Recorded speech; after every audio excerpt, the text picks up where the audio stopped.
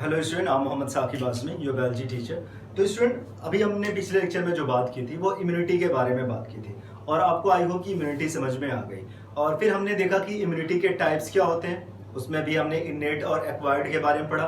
फिर हमने देखा कि जो इन्नेट इम्यूनिटी होती है उसमें कितने टाइप्स के बैरियर पाए जाते हैं, उसको भी हमने समझा। फिर हम आज जो बात करेंगे वो पढ़ेंगे एक्वायर्ड इम्यूनिटी और उसके टाइप्स ऑफ एक्वायर्ड इम्यूनिटी के बारे में, मतलब इम्यूनिटी और उसके टाइप्स के बारे में। तो एक्वायर्ड इम्यूनिटी को पिछले लेक्चर में हमने समझा था, एक्वायर्ड इम्यूनिटी को अच्छे से समझ लिया और उसमें जो भी चीज़ें थी उनको हमने अच्छे से समझ लिया। क्या होता है प्राइमरी रिस्पॉन्स, क्या होता है, क्या होता है सेकेंडरी रिस्पॉन्स, क्या है, तो इनको हमने अच्छे से देखा। अब जो हम बात करने जा रहे हैं वो आज हम बात करेंगे टाइप्स ऑफ एक्वायर्ड इम्यूनिटी के बारे में। Types of acquired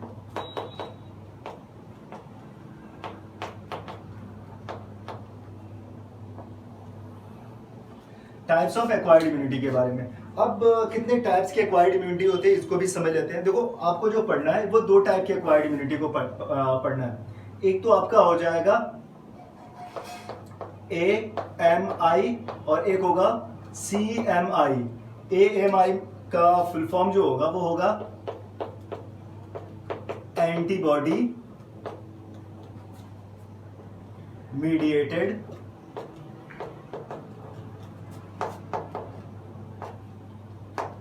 immunity. तो ये हो गया। दूसरा जो हम आज पढ़ेंगे वो पढ़ेंगे सेल मीडिएटेड इम्यूनिटी के बारे में। Cell mediated immunity. तो वो सारी चीजें बड़ी आसान सी है, बस थोड़ा सा ध्यान लगाओगे ना सब कुछ समझ में आ जाएगा। ऐसा कुछ है नहीं इसमें जो आपको समझ में ना आए। मैंने जो वहां पे बनाया हुआ डायग्राम आप जो देख रहे हैं वो एंटीबॉडी का है, उसको भी हम बाद में लास्ट में लेक्चर के लास्ट में उसको भी समझने की कोशिश करेंगे। तो आज हम इम्यूनिटी वाले पार्ट में जो हम पढ़ रहे हैं, इम्यूनिटी को हम कंप्लीटली पढ़ के उसको खत्म करते हैं। देखो, स्टार्ट करते हैं AMI, मतलब एंटीबॉडी मीडिएटेड इम्यूनिटी। इसको हम एक और नाम देते हैं, इससे स्टार्ट करना है तो इसे एक और नाम इसका है ह्यूमोरल इम्यूनिटी। अब की ह्यूमोरल इम्यूनिटी कहते हैं इसको, अभी हम पढ़ लेंगे। देखो, सबसे पहली चीज, आपने दो टाइप की सेल के बारे में पढ़ा जो आपके एक्वायर्ड इम्यूनिटी के लिए रिस्पॉन्सिबल है, जो आपके एक्वायर्ड इम्यूनिटी को बनाते हैं। पहली कौन सी सेल होती है? बी लिम्फोसाइट और टी लिम्फोसाइट, दो सेल हैं। तो हमें इसमें यह देखना है कि जो आपकी बी लिम्फोसाइट्स है, ये बी लिम्फोसाइट कौन सी इम्यूनिटी को बनाती है? ह्यूमोरल इम्यूनिटी या AMI या एंटीबॉडी मेडिएटेड इम्यूनिटी को बनाते हैं। ठीक है, तो ये समझ में आ गया। और ये इम्यूनिटी कहाँ पे काम करती है? ऐसे पैथोजन के अगेंस्ट, ऐसे डिजीज के अगेंस्ट जो हमारी बॉडी में बड़ी तेजी से स्प्रेड करते हैं। जैसे कोई पैथोजन है, कोई वायरस हमारी बॉडी के अंदर, रीनो वायरस एग्जांपल ले लिया जाए, जो आपके कॉमन कोल्ड के लिए रिस्पॉन्सिबल है।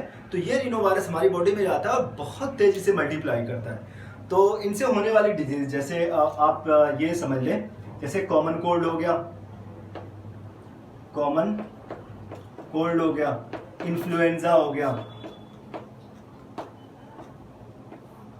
और टिटनेस हो गया। तो इन बैक्टीरिया और वायरस जो है, ये बैक्टीरिया और वायरस जो हमारी बॉडी के अंदर बहुत तेजी से मल्टीप्लाई करते हैं और हमारी बॉडी पे इनका इफेक्ट काफी ज्यादा फास्ट होता है। तो ऐसी डिजीज से, ऐसे पैथोजन से फाइट करने का काम, या फिर ऐसी डिजीज से जो हमें प्रोटेक्शन देने वाला जो इम्यूनिटी है वो कौन सी है?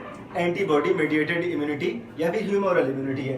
पहला तो ये हो गया कि ये बी लिम्फोसाइट हमें प्रोटेक्शन देते हैं इन सारी बीमारियों से, और ह्यूमोरल इम्यूनिटी को ये बनाते हैं। और लास्ट ये है कि ये एक्स्ट्रा सेलुलर मटेरियल में आपको इम्यूनिटी देने का काम करेंगे। एक्स्ट्रा सेलुलर का मतलब ये सेल के अंदर जाके फाइट नहीं करते। कौन? मतलब ये सेल के बाहर इम्यूनिटी जो देते हैं, सेल के अंदर नहीं। एक्वायर्ड इम्यूनिटी में सेल के बाहर इम्यूनिटी कौन देगा? आपका एंटीबॉडी मेडिएटेड इम्यूनिटी जो है ये सेल के बाहर वाली इम्यूनिटी है। क्योंकि इसमें जो बी लिम्फोसाइट्स होते हैं उनकी खासियत क्या होती है कि ये बनाते हैं कुछ स्पेशल टाइप के प्रोटीन जिनको हम एंटीबॉडी कहते हैं। अब हम एंटीबॉडी को थोड़ा डिटेल में यहाँ पे हम देख लेते हैं, लेकिन उससे पहले हम ये समझते हैं कि क्या होते हैं। कि जैसे एक्स्ट्रा सेलुलर फ्लूइड का मतलब होता है कि सेल के बाहर जो लिक्विड पाया जा रहा है। फॉर एग्जांपल आपका जो ब्लड हो गया, ब्लड हो गया, लिम्फ हो गया, इसमें जो बी लिम्फोसाइट्स होते हैं और ये एंटीबॉडी बना के वहां पे रिलीज करते हैं। कैसे रिलीज करेंगे उसके बारे में हम बाद में बात करेंगे, बट ये याद रखें कि जो एक्स्ट्रा सेलुलर एक्स्ट्रा इनका इफेक्ट जो होता है ये इम्यूनिटी एक्स्ट्रा सेलुलर इम्यूनिटी होती है। ये हम इस तरह से समझें, एक्स्ट्रा सेलुलर इम्यूनिटी। तो 2-3 पॉइंट आप नोट कर ले। पहले B lymphocyte, second common cold और इन्फ्लुएंजा जैसे तेजी से फैलने वाली बीमारियों में ये इफेक्टिव होते हैं या उन्हीं के अगेंस्ट काम करते हैं। तीसरा, ये एक्स्ट्रा सेलुलर, सेल से बाहर की इम्यूनिटी है, सेल के अंदर की इम्यूनिटी नहीं है।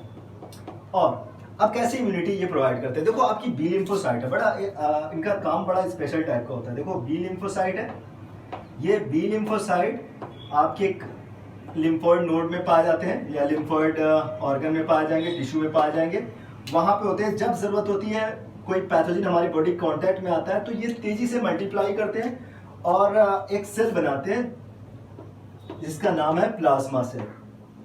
प्लाज्मा सेल, कोई भी एंटीजन, कोई भी पैथोजन हमारी बॉडी के कांटेक्ट में आ गया, अगर हार्मफुल है तो पहले क्या करेंगे, तेजी से मल्टीप्लाई करेंगे, प्लाज्मा सेल बनाएंगे और प्लाज्मा सेल बनाएंगे और कुछ बी लिम्फोसाइट की तरह से, मतलब अपने जैसी सेल बनाते हैं, बट इस प्लाज्मा सेल की तरह से कुछ और सेल को बनाते हैं जिनको हम क्या कहते हैं, मेमोरी सेल कहते हैं। ये पूरी तरह से, अब देखो मेमोरी सेल प्लाज्मा सेल की तरह होती नहीं है, बट ये मेमोरी सेल जो होती है ये बी लिम्फोसाइट की तरह से होती है। ये बाद में प्लाज्मा सेल को ही बनाएंगे, ये मल्टीप्लाई करेंगे, प्लाज्मा सेल को बनाएंगे। देखो जैसे कोई पैथोजन, कोई एंटीजन, पैथोजन एंटीजन जो भी है, हमारी बॉडी के अगर कांटेक्ट में आ गया और हमारी बॉडी में डिस्टर्बेंस कर रहा है, तो सबसे पहले बी लिम्फोसाइट प्लाज्मा सेल को बनाते हैं और प्लाज्मा सेल होते हैं ये क्या बनाते हैं, फटाफट एंटीबॉडी को प्रोड्यूस करते हैं और उस पैथोजन को किल कर देते हैं। जैसे हमारी बॉडी के कांटेक्ट में कुछ वायरस आ गए, और तो वायरस अगर आया, जैसे रीनो वायरस हो गया, आपका कॉमन कोल्ड के लिए रिस्पॉन्सिबल रीनो वायरस हमारी बॉडी के कांटेक्ट में आया, तो बी लिम्फोसाइट फटाफट, देखिए ब्लड में ये सब आ गए हैं, तो ये बी लिम्फोसाइट क्या करेगी, प्लाज्मा सेल बनाएगी और प्लाज्मा सेल एंटीबॉडी बनाना शुरू करेंगे और उसको, उस पैथोजन को किल कर देंगे। तो पहली चीज तो ये हो गई कि उन्होंने जाके किल कर दिया। लेकिन क्योंकि ये प्राइमरी रिस्पॉन्स है, पहली बार मान लेते हैं बॉडी के कांटेक्ट में आया तो पहले स्लो रिस्पॉन्स करते हैं, तो पहली बार अब आया है तो एंटीबॉडी को बनाने में थोड़ा सा टाइम लगता है। प्लाज्मा सेल का पहले सेल डिवीजन जो होता है ना, ये बी लिम्फोसाइट बड़ी स्लो सेल डिवीजन करती हैं, फिर उसके बाद प्लाज्मा सेल भी जब एंटीबॉडी बनाते हैं तो स्लो बनाते हैं, ऐसा नहीं कि बहुत तेजी से बना देते हैं, इनमें टाइम लगता है। लेकिन साथ ही साथ अगली बार के लिए ये तैयार कर लेते हैं, कुछ मेमोरी सेल को बना लेते हैं कि अगली बार अगर आएगा तो अगली बार हमें नहीं मल्टीप्लाई होना पड़ेगा, ये मेमोरी सेल खुद मल्टीप्लाई करके उनसे फाइट कर लेगी। मेमोरी सेल क्या करती है, उस वायरस, उस बैक्टीरिया की एक इमेज बना के, एक कॉपी बना के अपने पास रख लेती है कि अगली बार आएंगे, पहली बार आए तो हम नहीं समझ पाए कि ये क्या है, हमने स्लो रिस्पॉन्स किया, प्राइमरी रिस्पॉन्स किया, लेकिन अगली बार आएंगे तो हमें मालूम है वो कैसे दिखते हैं। जो भी उन्होंने, जिन वायरस ने, जिन बैक्टीरिया ने वहां पे इन्वेड किया था, उनके बारे में पता नहीं था, लेकिन इस बार तो पता होगा ना, क्योंकि इसने उनकी जैसे इन्होंने एंटीबॉडी बनाया और इसने पिक्चर क्लिक कर ली, अब इनके पास पिक्चर है। अगली बार लिम्फोसाइट को कुछ नहीं करना है, एंटीबॉडी बनाने के लिए प्लाज्मा सेल को कौन बनाएगा, मेमोरी सेल के। हमें पता है, हम ऐसे लोगों को जानते हैं, हम ऐसी सेल को बनाएंगे जो फटाक से एंटीबॉडी बनाएंगे। तो अगली बार जब सेकेंडरी रिस्पॉन्स होता है तो ये मेमोरी सेल फटाफट प्लाज्मा सेल बनाती है, ये मल्टीप्लाई करती है, मेमोरी सेल मल्टीप्लाई करती है। बी लिम्फोसाइट को मल्टीप्लाई नहीं करना पड़ेगा। बी लिम्फोसाइट अब किसी और पैथोजन के अगेंस्ट के लिए काम करेगा, उसके लिए प्राइमरी रिस्पॉन्स करेगा। सेकेंडरी रिस्पॉन्स के लिए रिस्पॉन्सिबल आपका मेमोरी सेल होती है। सेकेंडरी रिस्पॉन्स, क्योंकि इसको पता है, इसने उसको पहचान रखा, जैसे ही वो वायरस या पैथोजन जैसे ही बॉडी के अंदर कांटेक्ट में आया, उसने तुरंत प्लाज्मा सेल को प्रोड्यूस करना शुरू कर दिया और प्लाज्मा सेल भी पहले से ज्यादा एक्टिव बने हुए हैं, तो उन्होंने एंटीबॉडी को बनाया। अब क्या होता है, एंटीबॉडी इसको समझ लेते हैं। देखो एंटीबॉडी जो होते हैं ना, ये एक स्पेशल टाइप के क्या होते हैं, प्रोटीन होते हैं। आप जो कौन बनाता है, जिनको कौन बनाता है, प्लाज्मा सेल, नाम याद रखना, प्लाज्मा सेल बनाते हैं। और क्योंकि मालूम है आपको, प्रोटीन जितने भी होते हैं वो अमीनो एसिड के बने होते हैं, कोई भी प्रोटीन हो गया अमीनो एसिड के बने होते हैं, और ढेर सारे अमीनो एसिड आपस में पेप्टाइड बॉन्ड से जुड़ते हैं। दो हो गए, एक पेप्टाइड बॉन्ड पाया जा रहा है तो मोनोपेप्टाइड, दो है तो डाइपेप्टाइड, ऐसे करके ढेर सारे बॉन्ड पाए जाते हैं, पेप्टाइड बॉन्ड पाए जाते हैं, तो उसको हम पॉलीपेप्टाइड बॉन्ड, पॉलीपेप्टाइड चेन कह देते हैं उन ढेर सारे सीरीज को, मतलब लंबी सी चेन अमीनो एसिड की जिसमें ढेर सारे पेप्टाइड बॉन्ड पाए जा रहे हैं, तो हम उसको क्या बोलते हैं, पॉलीपेप्टाइड चेन। अब यहाँ पे आपको 4 पॉलीपेप्टाइड चेन देखने को मिलेगी। पहले तो ये याद रखें, इनको हम क्या बोलते हैं, इम्यूनो ग्लोबुलिन। एंटीबॉडी का जो नाम है, केमिकल जो नेम है वो आपका इम्यूनोग्लोबुलिन है, जो केमिस्ट्री में जिसके बारे में आप पढ़ेंगे इम्यूनोग्लोबुलिन पढ़ेंगे। और दूसरी चीज ये कि ये पॉलीपेप्टाइड होते हैं, क्योंकि देख लीजिए यहाँ पे एन टर्मिनल लिखा हुआ है, सी टर्मिनल लिखा हुआ, तो आपने पढ़ा होगा क्लास 11th में जब आपने बायोमोलिक्यूल को जब आपने देखा होगा, तो उसमें आपने एन टर्मिनल को, सी टर्मिनल, क्योंकि इसमें अमीनो ग्रुप और कार्बोक्सिलिक ग्रुप होता है, इसीलिए वहाँ पे सी और एन से इसको रिप्रेजेंट किया जाता है। और साथ ही साथ इसमें कितनी पेप्टाइड पॉलीपेप्टाइड चेन है, यहाँ पे 4 पॉलीपेप्टाइड चेन है, 2 लंबी वाली ये वाली और 2 ये साइड जो छोटी वाली है। तो इनको दूसरे तरीके से कैसे रिप्रेजेंट करते हैं, H2L2 means 2 heavy chain and 2 light chain. देखो ये वो पार्ट होता है, यहाँ पे लिखा हुआ एंटीजन बाइंडिंग साइट, यहाँ पे एंटीजन बाइंडिंग साइट है, यहाँ पे एंटीजन बाइंडिंग साइट है। ये वो साइट होती है जो किसी भी पैथोजन या फिर बॉडी के अंदर आने वाले किसी भी हार्मफुल केमिकल के जो प्रोटीन होते हैं या फिर केमिकल जो होते हैं उनके साथ जाके जुड़ जाता है और उनको डिस्ट्रॉय करता है, उनको किल करता है या फिर उनको इनएक्टिव करने की कोशिश करता है। तो इस पार्ट को हम कहेंगे एंटीजन बाइंडिंग साइट, क्योंकि ये वो पार्ट होता है जो एंटीजन के साथ जाके जुड़ जाता है। एंटीजन आया, यहाँ पे ये एंटीजन है, इसके साथ ये वाला आगे जाएगा और यहाँ पे आके जुड़ जाएगा और ये इनको क्या कर देगा, उस केमिकल को, उस एंटीजन को डीएक्टिवेट कर देगा। तो इस तरीके से वो काम करते हैं। अब देखो एंटीबॉडी कितने टाइप के होते हैं ये भी आप समझ लें। होते तो वैसे 4-5 टाइप के होते हैं, बट आपकी जो एनसीईआरटी है उसमें 4 टाइप का शुरू में लिखा हुआ है। तो उसमें इनको आईजी, क्योंकि इम्यूनोग्लोबुलिन नाम है तो इनको आईजी लिखा होता है। तो आईजीए, आईजीजी, आईजीएम और आईजीई, कुछ इस तरीके से इनके बारे में लिखा होता है। सबका अलग अलग फंक्शन होता है, सब अलग अलग तरीके के वायरस और पैथोजन के अगेंस्ट काम करते हैं, ओके, एंटीजन के अगेंस्ट काम करते हैं।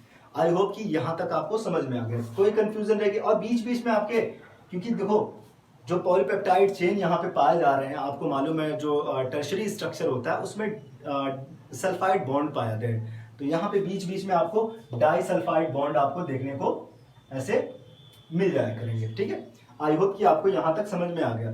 अब देखो नेक्स्ट हम जो पॉइंट है हम उस पर बात करते हैं। नेक्स्ट जो आपका है वो है आपका cell mediated immunity. Cell mediated immunity, इसको सेल मीडिएटेड, अच्छा वो एक चीज मैं भूल गया, इसको ह्यूमोरल इम्यूनिटी क्यों बोलते हैं, क्योंकि ये इम्यूनिटी जो बॉडी का जो ह्यूमर होता है, जिसको हम ब्लड कहते हैं, लिम्फ जो आपका है, क्योंकि हमने शुरू में जो फर्स्ट आपका लेक्चर बताया था जिसमें हमने ह्यूमर के बारे में, ह्यूमन वर्ड को भी बताया कि ह्यूमर वर्ड होता क्या है, तो ह्यूमर वर्ड को हमने समझा वहाँ पे। और ह्यूमर का मतलब बॉडी में पाया जाने वाला जो लिक्विड है उसमें जो मेन एंटीबॉडी है और उसमें जो पाए जाने वाली जो इम्यूनिटी होती है, इसीलिए इसे ह्यूमरल इम्यूनिटी कहते हैं। तो ह्यूमरल इम्यूनिटी क्योंकि ये जितनी भी प्लाज्मा सेल, मेमोरी सेल और एंटीबॉडी सारी चीज़ें कहाँ पे पाई जा रही हैं, आपके ब्लड और लिम्फ के अंदर पाए जा रहे हैं। तो ब्लड और लिम्फ वाला जो जहाँ भी पहुँचना होगा, तो ये सारे ब्लड और लिम्फ जाके वहाँ पे सारी चीज़ों को पहुँचाते हैं प्लाज्मा सेल को। इसलिए और सेल के अंदर काम नहीं करते, सेल के बाहर जो भी एंटीजन है उनको, स्पेशली लिम्फ और ब्लड जहाँ तक पहुँच सकता है वहाँ तक का जो इम्यूनिटी होती है वो कौन देता है, आपका एंटीबॉडी मेडिएटेड या फिर ह्यूमरल इम्यूनिटी, इसीलिए इसको ह्यूमरल इम्यूनिटी भी कहते हैं। लास्ट जो पॉइंट जो हम इम्यूनिटी को पढ़ने जा रहे हैं वो आपकी है सेल मेडिएटेड, CMI। तो सेल मेडिएटेड को भी हम थोड़ा समझ लें आखिर ये सेल मेडिएटेड है क्या।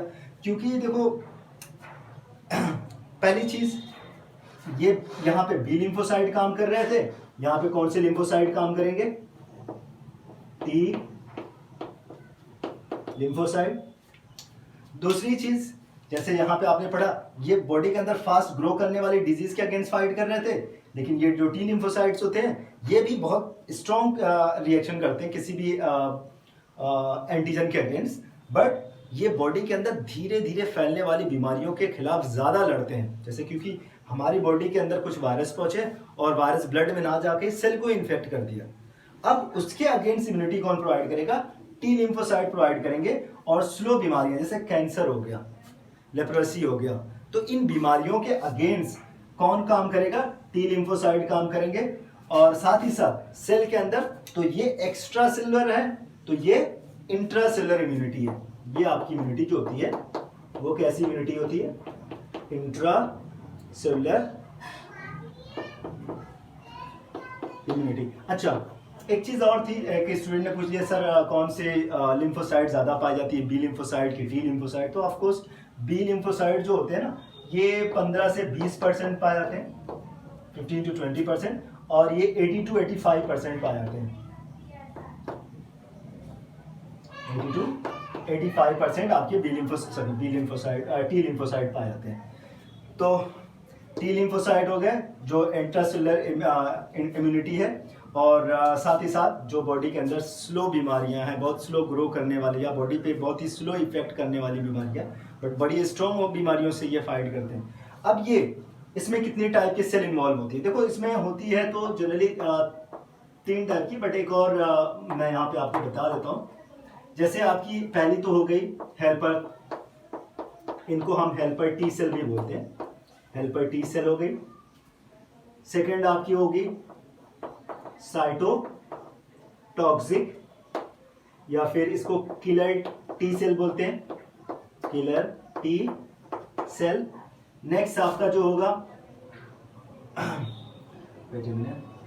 इसको बोलेंगे सप्रेसर टी सेल। और लास्ट वाली मेमोरी टी सेल। देखो एक्वायर्ड इम्यूनिटी है तो एक्वायर्ड इम्यूनिटी मेमोरी बनाती है भाई। एक्वायर्ड इम्यूनिटी में चाहे वो आपकी ह्यूमरल इम्यूनिटी हो चाहे सेल मेडिएटेड इम्यूनिटी, दोनों इम्यूनिटी मेमोरी बनाती है। किसी भी बीमारी के अगेंस्ट लड़ने के लिए ये भी इम्यूनिटी वो मेमोरी तैयार करती है, ये भी मेमोरी तैयार करती है। इसमें मेमोरी तैयार करने वाली सेल कौन सी है? जैसे हमने लिखा यहाँ पे मेमोरी सेल, बस इसमें हमने लिख लिया मेमोरी टी सेल। ये मेमोरी बी सेल है तो ये मेमोरी टी सेल है। तो दोनों का काम क्या है? मेमोरी को तैयार करना। एक बार कोई पैथोजन बॉडी के अंदर आ गया, एक एंटीजन बॉडी के अंदर आ गया, तो उसके अगेंस्ट जो मेमोरी बनाने का काम है, मेमोरी बनाना बहुत जरूरी है। मेमोरी नहीं बनेगी तो फिर सेकेंडरी रिस्पॉन्स प्रॉपर नहीं होगा। तो सेकेंडरी रिस्पॉन्स के लिए जो परफेक्ट जो सेकेंडरी रिस्पॉन्स कौन करता है? जिनके पास मेमोरी टी सेल होती है। ओके, अब हम बात करते हैं स्टार्टिंग से, हेल्पर टी सेल से स्टार्ट करते हैं। पहले थोड़ा सा इरेज कर लेता हूँ। तो अब स्टार्ट करते हैं हम हेल्पर टी सेल से।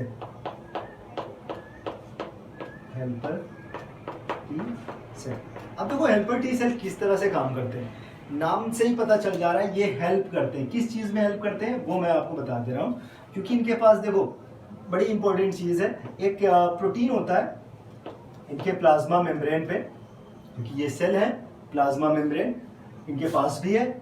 तो इन पे पाया जाता है एक CD4, जिस प्रोटीन को हम CD4 कहते हैं। ये प्रोटीन बड़ा इंपॉर्टेंट है। ये प्रोटीन स्पेशली एक्टिवेट करता है, किसको एक्टिवेट करता है? Antibody mediated immunity. मतलब बी लिम्फोसाइट किसको बनाते हैं? Plasma cell. तो ये जाके प्लाज्मा इनसे निकलने में, ये CD4 जो है ये प्लाज्मा सेल को एक्टिवेट करता है। ठीक है, तो ये प्लाज्मा सेल को एक्टिवेट करेगा। और एक और केमिकल इनसे जो सीक्रेट होता है उसको कहते हैं इंटरल्यूकिन 2। दो केमिकल सीक्रेट होते हैं, एक CD4 प्रोटीन इसके लिए इंपॉर्टेंट है, सीक्रेट नहीं, इनमें पाए जाते हैं। एक CD4 और एक इंटरल्यूकिन। इंटरल्यूकिन किसको वो है केमिकल सिग्नल होते हैं जो जाके ये इसके नीचे वाली सेल साइटोटॉक्सिक सेल को के एक्टिवेशन में बड़ा इंपॉर्टेंट रोल प्ले करते हैं। अगर प्लाज्मा सेल तब तक एक्टिवेट नहीं होते जब तक ये CD4 नहीं आते। CD4 को कौन प्रोड्यूस करता है या CD4 कहां पे पाए जाते हैं? हेल्पर टी सेल के पास। अब देखो एड्स का जो वायरस होता है बॉडी के अंदर आता है, ये सबसे पहले किस पे अटैक करता है? हेल्पर टी सेल को किल करता है। कहता है कि तुम जाके क्या करते हो, कोई भी वायरस है, कहता है कि तुम अगर तुम्हारे बारे में अगर हमारे बारे में अगर सेल को पता चल गया तो, या तुम्हें पता चल गया तो तुम सबसे पहले कूद के जाओगे किसके पास, प्लाज्मा सेल के पास जाओगे, और उसके बाद किसके पास जाओगे, क्या प्रोड्यूस करोगे, इंटरल्यूकिन, जिससे कौन एक्टिवेट हो जाएगा, killer T cell. Killer T cell तुम दोनों को एक्टिवेट कर दोगे और दोनों एक्टिवेट होंगे, साथ मिलके काम करेंगे तो बड़ा खतरनाक इम्यूनिटी होती है एक्वायर्ड वाली, जिसमें प्लाज्मा सेल क्या बनाएगा, एंटीबॉडी बना देगा, किलर सेल अपनी अलग केमिकल्स को प्रोड्यूस करेगा और दोनों जाके किसको खत्म कर देंगे, हमें खत्म कर देंगे। तो कहता है कि इसके पास जाता है, हेल्पर टी सेल के पास जाता है और हेल्पर टी सेल को टारगेट करता है। तो इसका जो टारगेट है, एड्स के जो वायरस का जो टारगेट होता है वो हेल्पर टी सेल होता है। ना रहेगी बांस ना बजेगी बांसुरी, वो वाली है कहावत सुनी होगी आपने। सेम वैसे ही हेल्पर टी सेल के पास पहुंचा और हेल्पर टी सेल के डीएनए को जाके कंट्रोल करता है, और डीएनए ही मास्टर होता है सारी चीज़ों का। बॉडी के अंदर होने वाले जो भी एक्टिविटीज़ है या सेल के अंदर होने वाली सारी एक्टिविटीज़ को यही कंट्रोल करता है। उसने जाके उस सीट पे जाके बैठ जाता है और कहता है जैसा मैं कहूँगा वैसे ये कार चलेगी, वैसे लोगों को किल करेगी, ठीक है। अच्छा, अब एक तो ये हो गया हेल्पर टी सेल। तो हेल्पर टी सेल का काम याद रखना, फंक्शन याद रखना कि ये प्लाज्मा सेल को एक्टिवेट करती है, साथ साथ में किलर टी सेल की एक्टिविटी को इंक्रीज करती है। हालांकि कंप्लीट एक्टिवेट नहीं करती, बट उनकी एक्टिविटी को भी क्या करती है, या फिर उनके रिएक्टिविटी को भी और ज़्यादा स्ट्रॉन्ग करती है। सेकेंड, साइटोटॉक्सिक के बारे में बात करते हैं। देखो, इनको किलर टी सेल भी कहते हैं। अब किलर टी सेल क्यों कहते हैं पहले वो समझते हैं। देखो, क्योंकि ये कुछ केमिकल ऐसी सेल जिनमें ऑलरेडी इन्फेक्शन हो चुका है, बहुत ज़्यादा वायरस, बहुत ज़्यादा बैक्टीरिया घुस गए, तो ये क्या करते हैं कुछ प्रोटीन को सिक्रीट करते हैं। फॉर एग्जांपल एक परफोरिन प्रोटीन को ये सिक्रीट करते हैं। ये क्या करते हैं, ढेर सारे, क्योंकि ये सेल के अंदर काम करते हैं ना, मैंने पहले ही बताया कि ये जो इम्यूनिटी होती है सेल मीडिएटेड, ये सेल के अंदर काम कर रही है। एंटीबॉडी मीडिएटेड ये सेल के बाहर काम करती है। तो सेल के अंदर परफोरिन सिक्रीट किया जाएगा और उससे क्या होगा, ढेर सारे छोटे छोटे सुराख बन जाएंगे सेल के अंदर, और कुछ टाइम बाद सेल क्या हो जाएगी, बर्स्ट हो जाएगी और सेल की उस इन्फेक्टेड सेल की डेथ हो जाएगी। तो इन्फेक्टेड सेल इन्फेक्शन ज़्यादा ना फैले, इसलिए उनको किल करने का काम कर दिया। दूसरा, इसमें पाया जाता है एक CD8 नाम का प्रोटीन, ग्लाइकोप्रोटीन आप जानते होंगे, मेम्ब्रेन पे, जो प्लाज्मा मेम्ब्रेन, तो प्लाज्मा मेम्ब्रेन पे CD8 नाम का प्रोटीन पाया जा रहा है। ये पहचानने का काम करता है, ये दूरबीन लगाया रहता है कि कौन सी हमारी बॉडी का प्रोटीन है, कौन सी हमारी बॉडी का प्रोटीन नहीं है। ये सेल्फ और नॉन सेल्फ का डिफरेंस जानता है। CD8 किसके पास में आता है, किलर टी सेल के पास। जैसे ही बॉडी के अंदर कोई ऐसा पार्ट आ गया, जैसे ट्रांसप्लांटेशन, कोई ऑर्गन ट्रांसप्लांटेशन कराया गया और बॉडी ने उसको रिजेक्ट कर दिया, कुछ टाइम बाद वो क्या होता है, खराब होना शुरू हो जाता है। तो सबसे पहले होता क्या है, बॉडी के अंदर अगर कोई पार्ट या फिर ऑर्गन ट्रांसप्लांट कराया गया तो सबसे पहले क्या होता है, CD8 जो होता है उसको पहचानने की कोशिश करता है, और जब ये उसको पहचान लेता है तो ये क्या करता है, किलर टी सेल ऐसे केमिकल को प्रोड्यूस करती है जिससे उसकी क्या हो जाती है, उनकी सेल को किल करना शुरू कर देती है। सेल को अंदर जाके उनमें उनकी सारी एक्टिविटीज को रोकना शुरू कर, और धीरे धीरे वो ऑर्गन जो होता है बॉडी के अंदर ही सड़ जाता है। तो कभी कभी क्या होता है ना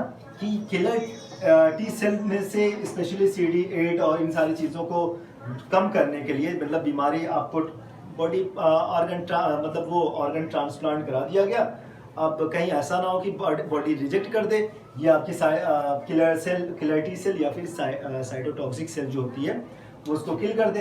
इसलिए क्या करते हैं, कुछ केमिकल, फॉर एग्जांपल जैसे इंटरफेरॉन जैसे केमिकल का इंजेक्शन दिया जाता है, इंटरफेरॉन जैसे केमिकल का इंजेक्शन दिया जाता है। ये क्या करते हैं, उस सेल में इनके प्रोडक्शन को रोकते हैं और किलर टी सेल के नंबर्स को काफ़ी रिड्यूस कर देते हैं, जिससे वो उस आदमी के अंदर वो बॉडी ऑर्गन काफ़ी टाइम तक सर्वाइव करता है, काफ़ी हद तक।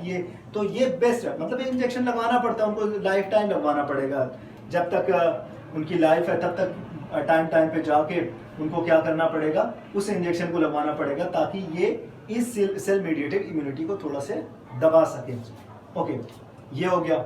नेक्स्ट हम बात करते हैं सप्रेसर टी सेल, जैसे कोई इन्फेक्शन हो गया उसको सेल ने किल कर दिया, हेल्पर टी सेल और इन दोनों ने मिलकर किल कर दिया। अब क्या करेगा, क्योंकि ये प्रोटीन को सिक्रीट कर रहा है, ये प्रोटीन को सिक्रीट कर रहा है, इनके प्रोटीन सिक्रीशन को कंट्रोल करने के लिए इनके पास एक सेल होती है, उसको कहते हैं सप्रेसर टी सेल। तो सप्रेसर टी सेल एक कंट्रोलिंग का काम करती है। सप्रेसर टी सेल जो होती है ये कंट्रोल करने का काम करती है, कहीं ऐसा ना हो कि ये इतना ज़्यादा केमिकल को सिक्रीट कर दे और हमारी बॉडी ऑर्गन को ही डैमेज कर दे, हमारे टिश्यू को ही डैमेज कर दे। तो उन चीज़ों से बचाने के लिए सप्रेसर टी सेल है। और last point, memory T cell, एकदम सेम वैसे ही जैसा आपने पहले पढ़ा हुआ है। तो मेमोरी टी सेल का काम होता है कि एक बार आपका बॉडी प्राइमरी रिस्पॉन्स करेगा तो सारे केमिकल स्लो काम करेंगे, perforin helper T cell, killer T cell, suppressor T cell, ये सारे स्लो काम करेंगे। लेकिन दोबारा जब वही सेम इन्फेक्शन बॉडी के अंदर आएगा तो ये मेमोरी टी सेल फटाफट मल्टीप्लाई करेगी और किसको बनाएगी, हेल्पर टी सेल को बनाएगी, किलर टी सेल को बनाएगी, सप्रेसर टी सेल को बनाएगी। तो सेकेंडरी रिस्पॉन्स ज्यादा स्ट्रॉन्ग होता है as compared to primary response. क्यों? क्योंकि सेकेंडरी रिस्पॉन्स के लिए कौन रिस्पॉन्सिबल है, मेमोरी टी सेल। यहाँ पे उससे पहले हमने वहां पे सिर्फ मेमोरी बी सेल को पढ़ा था, ठीक है ना। तो एक बार ही जो बी लिम्फोसाइट है एक बार मल्टीप्लाई करते हैं किसी पैथोजन या एंटीजन के अगेंस्ट, टी लिम्फोसाइट एक बार करेंगे, लेकिन वो उस एंटीजन के अगेंस्ट जो कुछ मेमोरी सेल को बना के रख लेते हैं कि अगली बार हम इस बीमारी के लिए, अगर ये बीमारी आएगी तो हम मल्टीप्लाई नहीं करेंगे, आपको मल्टीप्लाई करना पड़ेगा। जैसे ही बीमारी आती है वो मेमोरी सेल कहते हैं कोई बात नहीं, हमें पता है कि कौन आया है, हम इनको पहचानते हैं, हम ये काम कर लेंगे, आप रहने दो। बी लिम्फोसाइट से भी बोलेंगे, उसी तरह से memory T cell T lymphocyte से बोल देती है और ये फटाफट सेकेंडरी रिस्पॉन्स करते हैं, मतलब जल्दी जल्दी ये helper T cell cytotoxic suppressor को जल्दी जल्दी बनाते हैं और इस तरह से उस पर कंट्रोल कर लेते हैं, डिजीज पे जो भी बीमारी होती है उस पर कंट्रोल कर लेते हैं। ये सारी चीज़ें इस तरीके से काम करती हैं। तो आई होप कि आपको टाइप्स ऑफ एक्वायर्ड इम्यूनिटी समझ में आ गया। बहुत ज़्यादा इसमें कुछ कॉम्प्लेक्सिटी है नहीं, आराम से अगर आप चीज़ों को समझना चाहेंगे तो सब कुछ समझ में आ जाएगा।